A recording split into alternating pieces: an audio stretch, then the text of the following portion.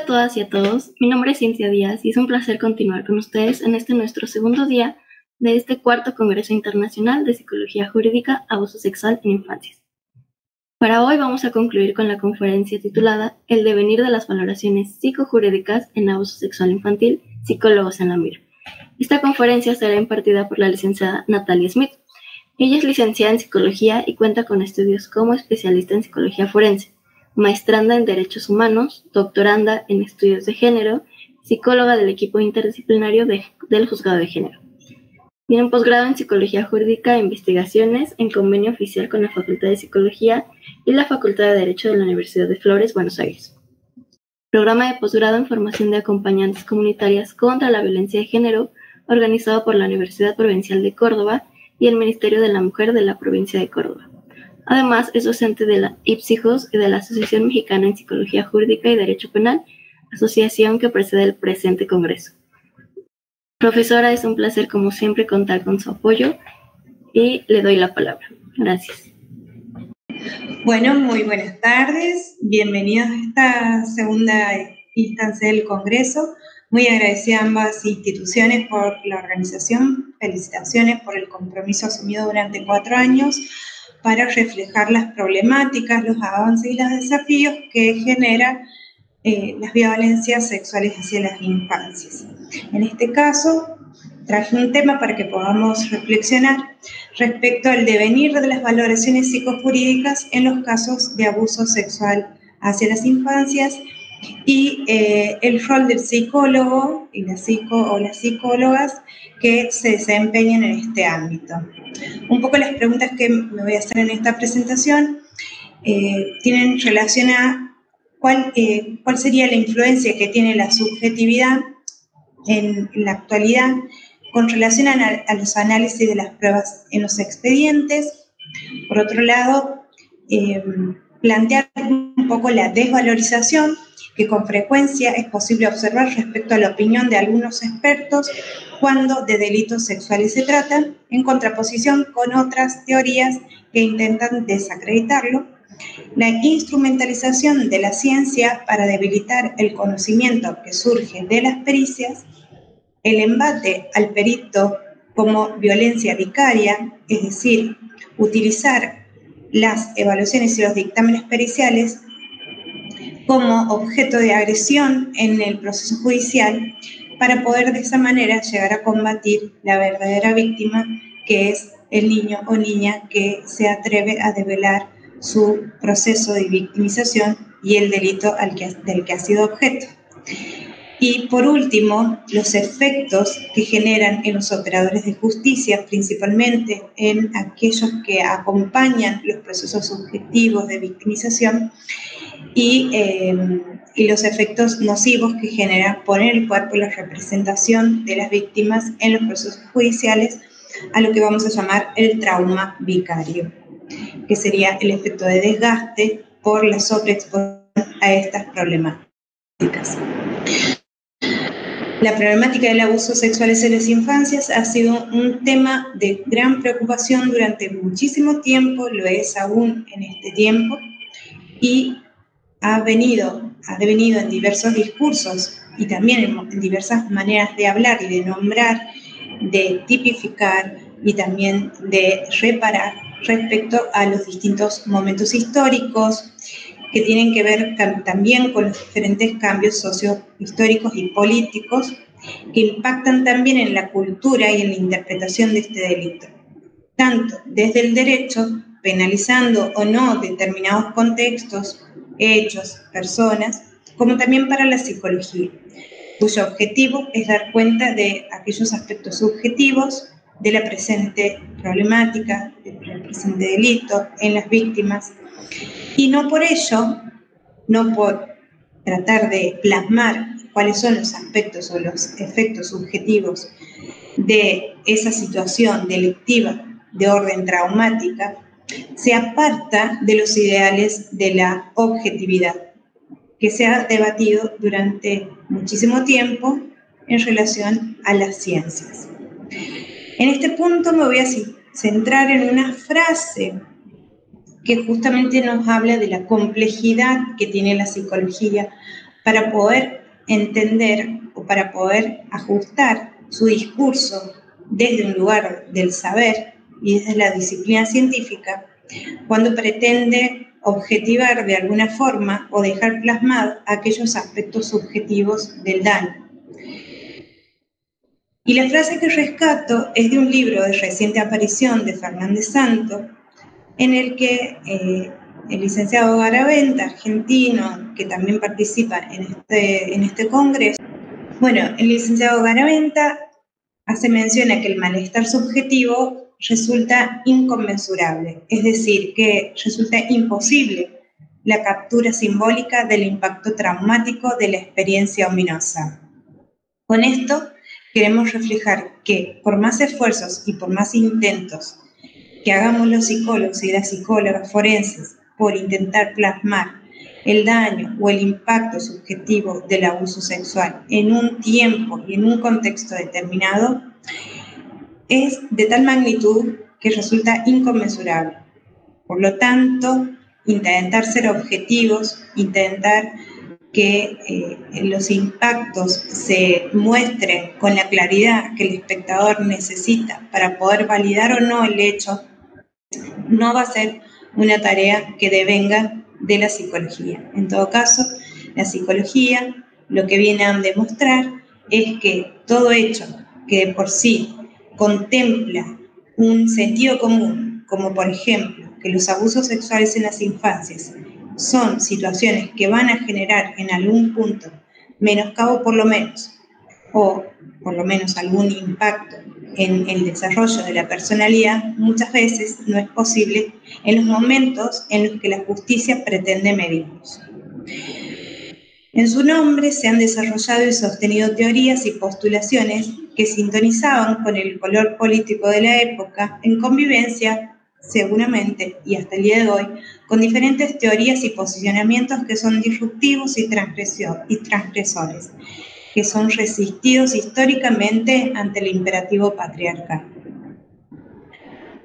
¿Por qué empezamos con la posibilidad de reconocer cuáles son los discursos y cuáles son las narrativas? Porque no es lo mismo poder nombrar y entender de manera simbólica y significativa aquello que podemos o pretendemos darle una representación, que la manera en la que la transmitimos y la manera en la que intentamos que ese discurso tenga cierto reflejo o refleje aquello de la vivencia y la experiencia de quien la padece. Hemos avanzado mucho en la terminología respecto a las violencias, adecuándolos a los paradigmas más recientes e imperantes, como son el paradigma de los derechos humanos, el paradigma de los derechos de los niños,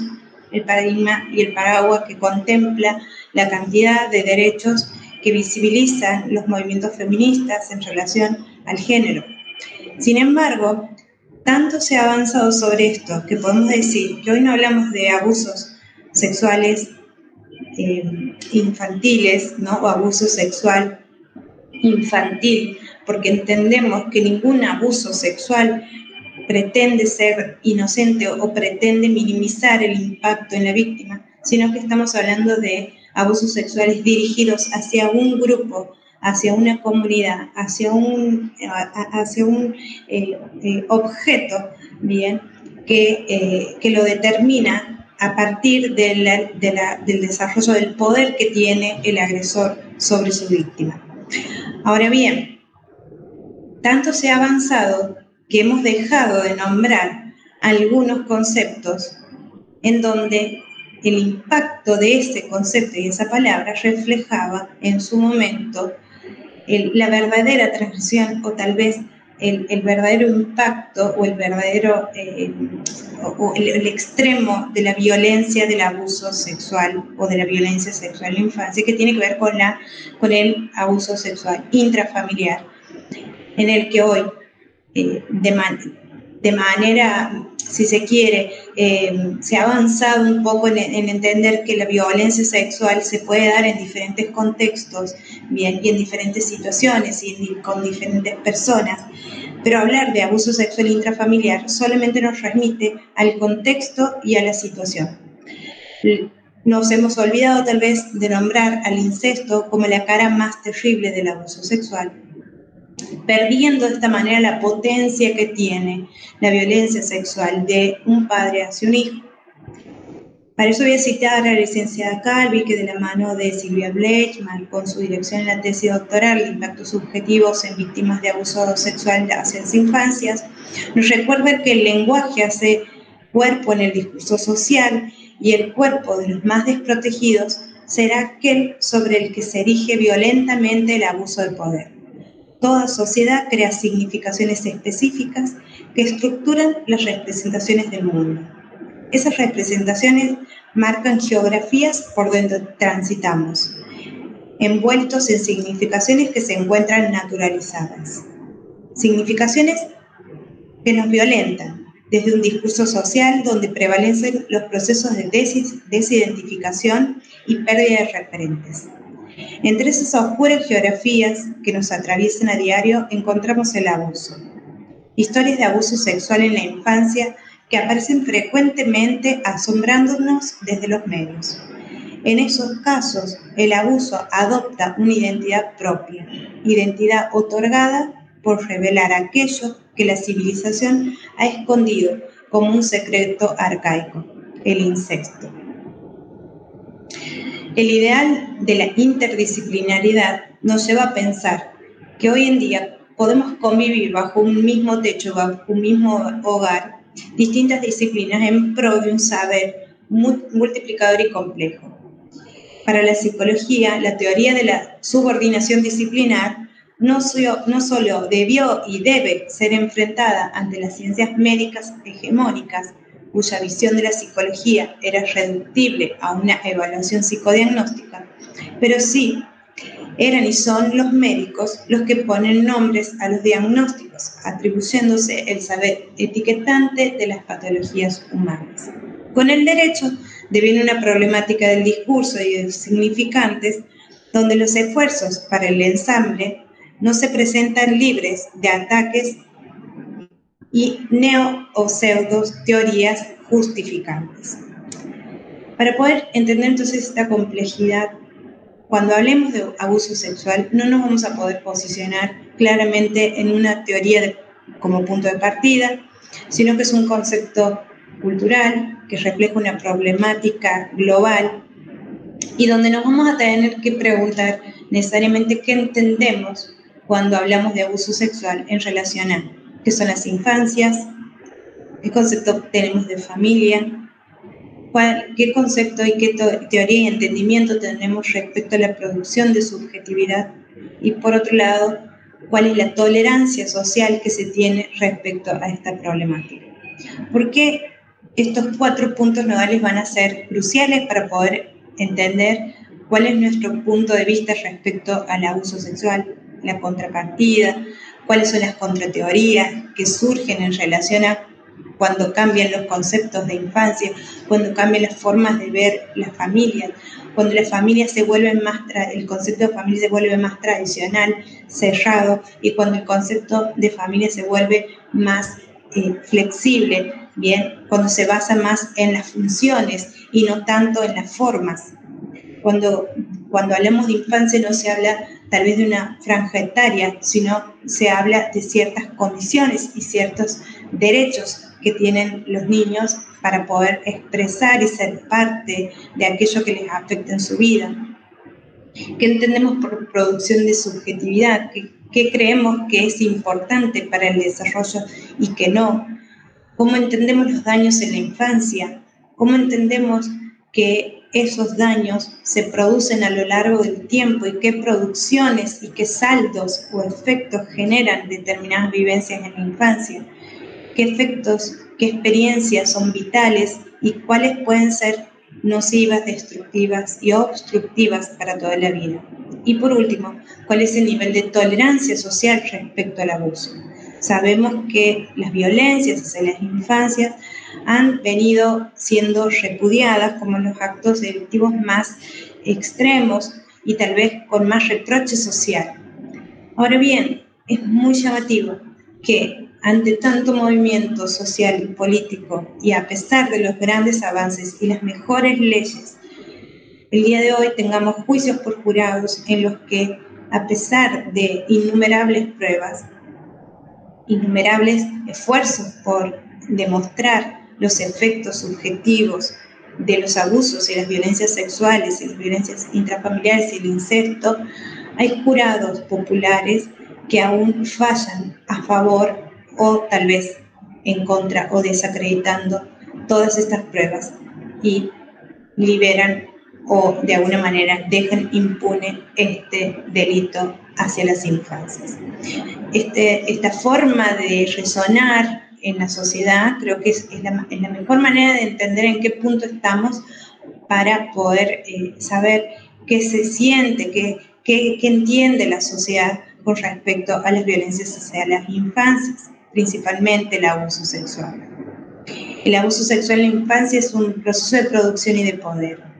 El abuso sexual infantil revela la conflictiva de las instituciones de las relaciones de parentesco, lo dijimos respecto al incesto, pero ahora también refleja esa conflictiva institucional en la justicia y en la psicología, permitiéndonos a la vez comprender los modos de subjetivación que a partir de sus prácticas legalizan y naturalizan la condición humana. Esta fue una frase que Volnovich la plantea para poder interrogarnos de una manera cómo legitimamos y qué hacemos respecto a los abusos que se institucionalizan en los diferentes ámbitos de protección. La tarea del psicólogo en el marco de la búsqueda de la verdad y la justicia en los casos de abuso sexual contra la infancia es poder producir, dijimos, y con ello empoderar la memoria subjetiva de los niños, aquella que va a atravesar el tiempo de aquello vivido y será puesto en valor o no en una sentencia judicial que lo valide. Las huellas del dolor se traducen en dictámenes periciales, convirtiéndose en escenarios del crimen que pueden ser alterados teóricamente a favor del abuso del poder. Así aparecen los discursos uniformadores que obligan al forzoso encaje del caso en la teoría validante, arremetiendo con cualquier diferencia, ausencia, presencia que singularice la vivencia, que en caso de aparecer sirve de pretexto negacionista o culpabilizantes de la víctima y que pretende explicar. Ante el insistente intento de descreer y descalificar el relato del niño, se inscriben en los puntos periciales la pregunta sobre el criterio de realidad de los niños y su tendencia a la fabulación, mediante el uso de la fantasía como contenido autogenerado por el sujeto. Fernández Santo, en Abuso sexual contra las niñas y niños, impacto subjetivo y encrucijadas legales, advierte que la fantasía es la recomposición de lo traumático vivido, que por un lado tiene huella de los acontecimientos vividos que resultaron intramitables y que al mismo tiempo genera temor y angustia. En este punto, Toporossi cita a Goldstein, también en este mismo texto, para recordarnos que ni la fantasía es una producción psíquica independiente de toda huella de acontecimientos, ni existe trauma en el que el acontecimiento puro se inscriba, indiferente del mundo fantasmático. Existe un imaginario instalado a nivel judicial y social de que las víctimas mienten, co-construyen sus memorias o están sus decires contaminados o inducidos por parte de las personas que pretenden dañar al victimario o sacar provecho de la denuncia. La negación racionalizada en lo verosímil frente a la crudeza de lo real resulta lógica y tranquilizadora ante una materia ominosa que tensa los límites de lo tolerable. Resulta estremecedor, dice Fernández Santos, ¿no? Y con esto compartimos y coincidimos, cómo peritos, psicólogos adscriben a nuevas teorías cuyos axiomas de partida ni se aproximan a la complejidad de la trama de sufrimientos, inseguridades, contradicciones y temores con la cual llegan los niños abusadas y abusados sexualmente a una instancia judicial. Existen planteos que intentan volver sobre la teoría de la seducción de los niños. Ya lo reafirmaba una vez más el doctor Rosansky en su libro Abuso sexual infantil, denunciar o silenciar, que la niña o una niña o un niño es niña o niño y el adulto es el adulto. Y en esta relación siempre el responsable es el adulto. Insinuar lo contrario resulta intolerable. Y como se ha dicho, esas interpretaciones deben ser rechazadas con todo el rigor que corresponde y con los argumentos que hoy la psicología pone a disposición del derecho. Igual cuidado se debe tener respecto de determinadas características del grupo familiar o conviviente que resultan facilitadoras de situaciones de acercamiento entre el abusador y la víctima, o que apelan a la teoría del complot, que intentan ligar a la víctima a los intereses de una de las partes para obtener un beneficio indirecto de la falsa denuncia. Aquí aparece el SAP, el síndrome de alienación parental, el omnipotente y falso constructo en sedes judiciales, objeto de fe y veneración por parte de defensas de imputados y con no pocas simpatías en sendos operadores judiciales y algunos colegas. Allí, dice Jorge Garaventa, la dimensión del mal insiste y cuando no se escribe SAP aparecen teorías concomitantes dotadas de la misma pobreza argumental. Con todo esto, imagínense que nos encontramos ante una larga lucha y un largo enfrentamiento para poder combatir teorías negacionistas, teorías que se ligan a procesos abusivos, que no solamente parten del victimario, sino también de todo un sistema judicial que encarna lo patriarcal, que encarna el abuso del poder, la dominación y la violencia estructural contra las víctimas. Quienes trabajan con víctimas, quienes trabajamos con víctimas, desarrollamos sentimientos de ambivalencia que en algunos casos pueden llegar a ser funcional y operativa para la tarea y en otros casos muy perjudicial. Estos sentimientos que se generan involuntariamente a partir de lo que dice o no dice el niño, es decir, lo que calla, sus silencios o lo que no puede decir, tiene incidencia tanto en la vida privada de los operadores como en la actividad profesional. En la vida privada por medio de las conflictivas que se trasladan en nuestros propios ámbitos familiares o personales, y en el segundo caso, por verse afectada directamente la identidad profesional. Esta última característica es lo que diferencia entonces este fenómeno del burnout, de quedar pegados al estrés por el trabajo o a la violencia vicaria. A su vez, o al trauma vicario. En el ámbito institucional se ve comprometida nuestra tarea a partir de cuestionamientos igualmente citados que ellos mismos, nosotros mismos nos hacemos respecto a nuestra propia vocación. Así debemos estar en este lugar. El agotamiento nos lleva a pensar en cuál es nuestra capacidad para poder seguir estando al frente de estas causas, lo que va a incidir incluso en la toma de decisiones en cada caso concreto. Por ello, a todos los colegas que trabajamos, que ponemos el cuerpo, que nos capacitamos, que repensamos, quisiera dejar este último mensaje. Que no abandonen la lucha de una vida justa y libre de violencia para las infancias, que el desgaste sea sinónimo de buen uso y de la buena práctica, la compasión y la humanidad, y que la búsqueda del sujeto y no de la individualidad, la comunidad en la que el niño y la niña herida puedan resurgir y continuar. Gracias por las resistencias.